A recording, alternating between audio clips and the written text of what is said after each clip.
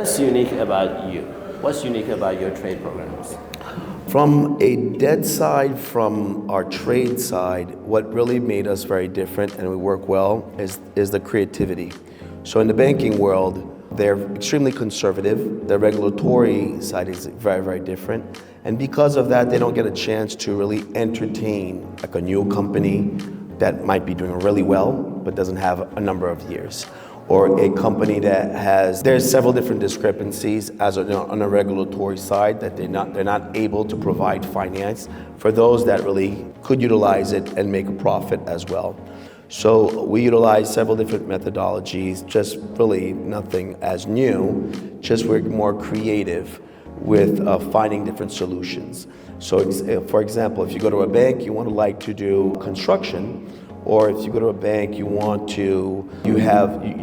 purchasing goods and you don't have sufficient enough amount of funds for that, they're not able to provide the capital needed for that. Where with us, we'll try to get creative. It could be from an account receivable standpoint, a purchase order standpoint, or an equipment financing, or backed by normally a bank would do. As we looked at several different collaterals. So on that side, we are very creative on how we provide certain types of loan. On the banking side, we've got acclimated more when it comes to instrument. I used to work on the private equity side, manage along other broker dealers. We're more very security focused, but I've had clients who are in commodity. So in commodity, especially very big clients who would buy securities but had other interests. So obviously, I brought in my interest to see what other service I could provide. And through that, a lot of my clients taught me a lot about the type of lines of credit that they would want to leverage and so on. Having said that, we would have capital and escrow account and utilize these instruments and start learning a little bit about the banking. Now, why do they have certain types of instruments? You have lines of credit and an SBLC, which is more for, let's say, a term of a year. They use those SBLCs the most. Anyone in the oil industry, any commodities, but at big volume. If you're trying to secure with a mill or a refinery or whichever production line, you're asking the production line to produce, let's say, half of their production to commit to you. Well, they're not going to just do that just because you're going to be able to buy the first month. So instead of putting up $500 million worth of cash, to do so, they'll provide you a line that you'll pay for X amount of million of 500 million, and every month you're able to disperse, let's say, 60 million a month for your goods. So now you have different types of lines. There's where there's a guarantee of payment, and there's where there is a liquidity facility. So one could be, let's say, the bank is familiar with the client, knows that he can pay every month, but it's like almost a performance bond or a guarantee that he's going to be able to pay. So they provide a line for that. There's also now a line of credit that will be provided, and you draw 10 million your first phase in construction, 30 million for the next good, and so on. And you have that liberty to do so. What we've learned to do with some of those clients that will have that is to utilize that, where at a banking level we can leverage and utilize to buy, could be security, treasury, depending on the type of a bank that we're dealing with, that have certain access. And that's where the trade comes in. So now instead of looking to make 20% a month on whatever the product is, just an example, you're making an extra 20% on your bank instrument, on top of that still fulfilling your purchases and making whatever the margin that you were making on, which becomes very, very favorable.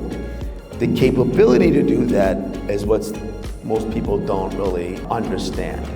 So it's a different level of really being able to work with some of those banks. Why? Well, it's, for example, there's only a few private banks that are able to buy and sell treasury, if you guys agree. Not every bank can.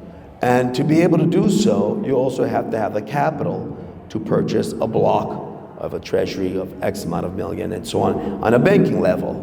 So to be able to benefit from that, you'd have to be at that banking level. and some people will be able to utilize, just like Tamer was explaining, a bank doesn't use its own capital to do so. There are ways to provide such services to certain individuals. It's not discriminatory, it's just a banking, how that really works. And when you reach a certain level of these type of lines of credit, you're able to enjoy some of those benefits for the few that can get themselves in on such trades. So if I have, let's say, $5 million, and a client of mine says, Tamer, I'm going to have a meeting with you, here's proof of funds of $5 million. I understand your project financing so that you know it's not all about being rich, but are projects that I need funding for. Here's a project. And I qualify the client. Can we then actually come to your office, go to that room where Charles and your underwriters are, view them, go down to the trading floor, view them, view your traders like you allowed me in the past? I do allow you, but it's not really, yes, for underwriters and to see, but on certain times of trading, but we can make times to visit and to see how that works. So the only way I make that happen is when the client wires money to an attorney like him, and the client is RWA ready, willing, able. If somebody says, I have proof of funds, can I go? No, that doesn't count. That's not RWA. RWA is you've signed my fee agreement, money's being wired to an attorney who represents you. You met your RWA, that's my job. Ask him if he wants 5,000 clients. You want 5,000 new clients? Oh, no. Okay. What he loves about my model is with me, he only has one client. Guess who the client is? Not being the attorney. He only has one client, the attorney. Do you know what the attorney does every month? Sends him a check.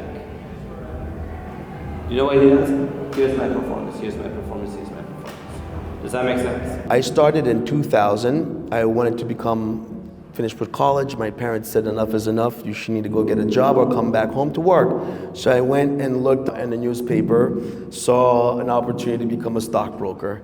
I was at the World Trade, my first job. I started there as a broker dealer, was training to get my Series 7 and 63. I was still in my final stage of studying, which I had a little more difficulty, which is why I encourage young ones to stay in school. I didn't realize that until I wanted to make money and I needed to be licensed. And from that point, the World Trade happened, which I was there. We merged to another firm. They called me. I used to get on the phone, cold call. I did actually probably better than most.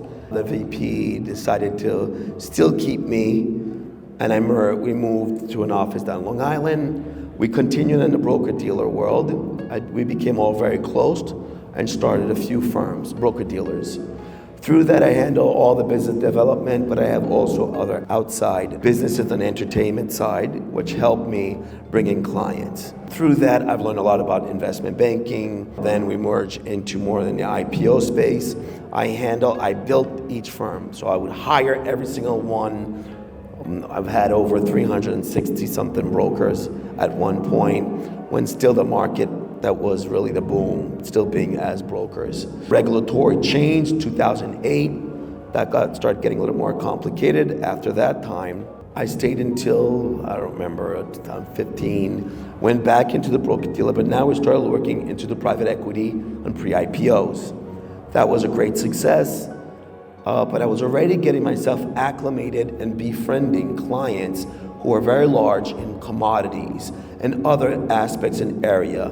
Through school and other friends who family were very big on also commodities, I was able to start doing some arbitration. So that I got educated on that side. Through that, as I go by the time before COVID, I was already venturing off on several different sides of financial industry. I had quite enough knowledge to kind of diverse myself and other opportunities. Later on, we started our fund and started going onto the debt side. So we started providing debt. I started going to the big institutions that I already knew to provide going against account receivables. And that got me into a lot more in depth when it comes to providing capital. And we start learning a lot more about underwriting. And we became, our biggest part of our industry right now is ERC, government receivables. That's really what we're very much known for. All through that time, I worked along and quite a lot of trial of trying to work and find clients like I had that would utilize these SBLCs. And I built up my relationship with most banks. I work with Barclay London, HSBC London, I mean the list goes on. And I've had a mentor from BlackRock that really taught me quite a bit as well. So as I started working towards trading oil, trading sugar, or other commodities that much more bigger, really big players in the world educated me, I also learned how to service. They've held my hand, I've done right by everybody. So that really gave me a very good education. And then to the point now where we're doing a lot more into the instrument that we start building up our own platform. Partnered up with a few others, getting all the right credentials, and we have entities and different SPVs that we partner with other private equities that are 40 billion. I think one of my largest PE partner is 400 and something billion, right?